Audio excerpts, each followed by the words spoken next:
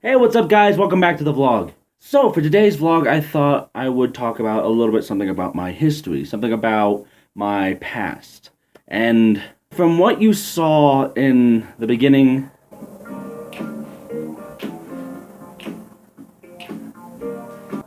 yeah, I'm gonna talk about that.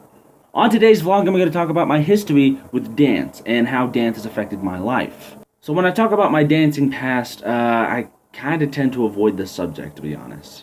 It was at a time in my life where I thought everything was cool, everything was awesome, and everything was great, but now looking back on it, I did some pretty stupid stuff. Now that dance has affected me so much now in my adult life, I figured, what the heck? Let's go back and let's see it. Okay, so it starts off like this. I remember when I was in middle school and I wanted to fit in. Music was such a big part of my life at the time, and so was dance. But someone's music was very particular in the way that affected me. Someone that I knew that whenever days were going bad, I could listen to their music and everything would be fine. And the music I listened to was Michael Jackson. Michael Jackson's music has affected me so much in my life, where it has helped me so much. It got me out of my personal bubble. It helped me socialize. It helped me interact with people. It made me the person that I am today. And because of that, you got a little taste of what I do.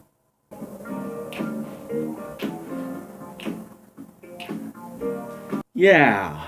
Note to self. Delete the video afterwards. Anyway, I remember watching Michael Jackson's videos with all of his songs and how he moved and how he danced, and it was just like, what do I have to do this? So out of boredom one day, I just started dancing like him. And back then, I was not the most graceful gazette on the field. I was more like a headless chicken on a ice rink, and it was bad. Anyway, I watched his videos and I started studying them. I started studying his movement, the way he made every little move he did mean something. Sure enough, I started dancing perfectly like him, enough to the point of where I was winning talent shows at my school, and first prize, I might say, and yeah. But along the way, I got a little bit into Michael Jackson. I remember at one point I started dressing like him every day at school. Penny loafers, high waters, button-ups, fedora every day. I even remember one time I wanted to get my hair cut in a Jerry curl. Yeah, I was pretty stupid back then. So all throughout middle school, it was fine. Then I get into my freshman year of high school. In my freshman year of high school, I was still basically the kid who knew how to dance like Michael Jackson, but now that I was in high school, everything was different. I mean, there was no recognition whatsoever. I mean, it was just, other than the kids who went to middle school with me, all the other high school kids, they would just see this kid that was dressed up like Michael Jackson, and they would say, "Who the fuck is this kid?" And I would basically get picked on for dressing like Michael Jackson. Then the day came when my high school was having their talent show, and I thought, you know what? I'm going to make these people like me. I'm going to do what I do best. I am going to dance. So the talent show comes. I'm getting ready. I've studied more of Michael Jackson's movements than I have ever before. The day came. I was ready. I was primed. I was good to go. Then I fell flat on my face. No, quite literally, that's how it went. I was going to do one move, which was the splits. I was going to go down. I was going to do the splits, then come back up, and then do a spin. Apparently, the momentum propelled me high as I could. I couldn't feel where I was feeling, and then boom, flat on the face. But it wasn't until college I suddenly started to love dancing again. But I had a rocky start when it came to dancing at college. I remember when I was a freshman in college, I was not the best student. I think it probably could have been due to the fact that it was a new environment to me. It was miles away from home, and it was so scary for me now that I remember it.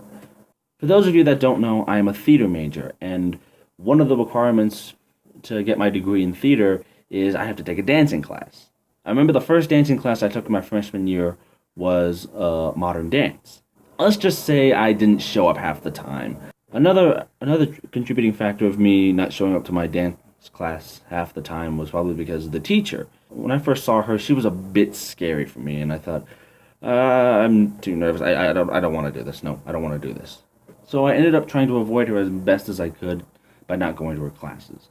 It wasn't until after my fall semester of my freshman year, she came up to me, and she told me how she didn't mean to scare me off and make me nervous, but she really wanted me to come back. In my own words, she gave me the easiest course of dance classes there. She put me in a jazz dance class, and I said, okay, I can get behind that. Then when spring came around and I did her class, it was the most fun time I've ever had in my life. I remember in the class that I did steps of which I hadn't done since freshman year of high school. I remember doing steps of which I thought I could never do in my lifetime. And it really ignited my love for dance again. Dancing has helped me so much that now in my college, I am part of my dance company's dance concert. The show is called Desert Dance Theater, or DDT for short. This is something that's new for me. All I know is how to act and sing. But doing this has ignited my love for dance again. And I'm very excited for what dance has for me. To those of you that are thinking about wanting to dance or have a passion for dancing, but you feel like you aren't just good enough, or you don't have the right body type, or don't feel like you're not coordinated, I say go ahead and do it. Because the thing is, I didn't start off coming out of the womb doing jazz squares and doing pas de bourrées and doing pliés out of the womb. No. I did it by going through trial and error. And in my opinion, that's the best way to become a dancer. Trial and error. Not being afraid to fail and get back up and doing it again until you get it right. And believe me, that method of thinking has excelled me so much here in my college. Because there are a lot of dancers here in this college of which I think are a lot more talented than me in dancing. I mean, a lot of people here tell me that I'm a great jazz dancer, and I'm like, yeah, well, thank you, but there's a lot more people here that are better at dancing than me. And I think it's because of those dancers, me wanting to be like them, me wanting to excel like them. I think that's where it's helped me with dancing. So like I said, if you want to be a dancer, don't be afraid to have trial and error. Don't be afraid to fail. So yeah, that's really it. That's really my history with dance in my life. But how about this? If you guys leave 50 likes on this video, I will post a video of me dancing to Michael Jackson in my earlier years.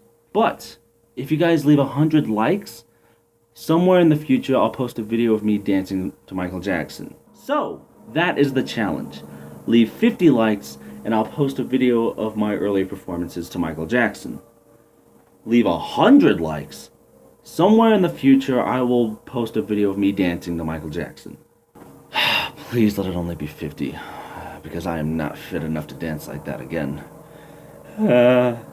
Anyways, guys, thanks for watching the vlog. I hope you guys have a great day. Leave a like, comment down below, and subscribe for more content. I'm Matt Thomas. See you next time.